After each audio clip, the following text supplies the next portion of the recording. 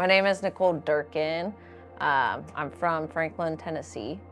I currently live in Oceanside, California. I grew up riding horses and taking care of horses on a bed and breakfast and boarding facility property out in Lapers Fork. And all I cared about was horses. I didn't want to play any sports. I didn't want to do anything. I wanted my parents to save all the money for horses. I drew, I did art too, but like horses.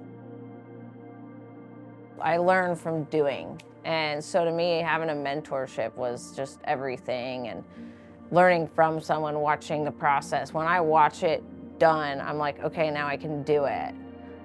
Versus YouTube or whatever, and you're just kind of like, okay, but I almost have to like do it as I'm watching or something to like really dig into my brain and understand it and feel, I guess, how it works and how it happens.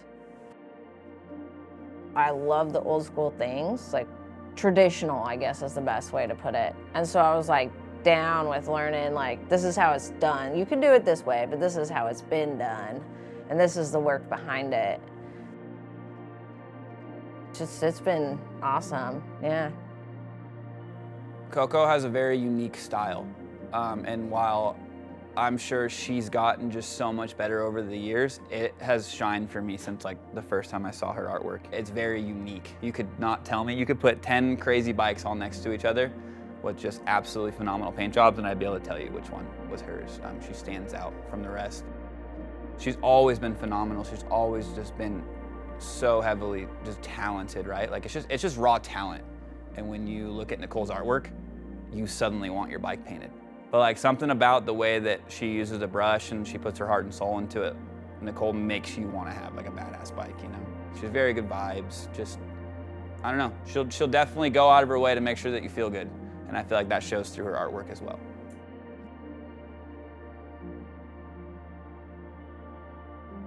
When I send a job to Nicole, you know, she's our high end. It's like, there's no timeline on it, you know, and there's no guidelines on it, you know. She's at such a point now where like her work is insane, you know, over the top, you know, and she's just always looking to get better, digging deeper and stuff like that, you know. When it comes to art and like painting in general, I think the biggest thing that draws me to it is colors.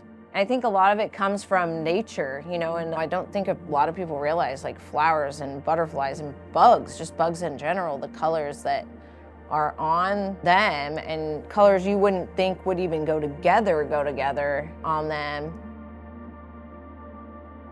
Well, first when she started coming around here, she had passion for it, you could tell. She was rough at the beginning, which she's still totally learning, but she's hungry. And when someone's hungry, it's worth spreading the joy, kind of. If they're just there doing, oh, I heard painters make money, which they don't, so don't do it for that reason. She's unique for the hunger, you know, and the desire, because there's a lot of people that say they want to do it, but they won't practice. They won't go out of their way to try another thing. They kind of settle in what they've learned already.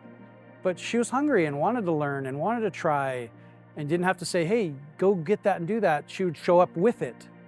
Hey, I brought this, can you show me how to do gold leaf or show me how to do this, you know? So it's cool. When someone's hungry, they're gonna learn and they wanna learn.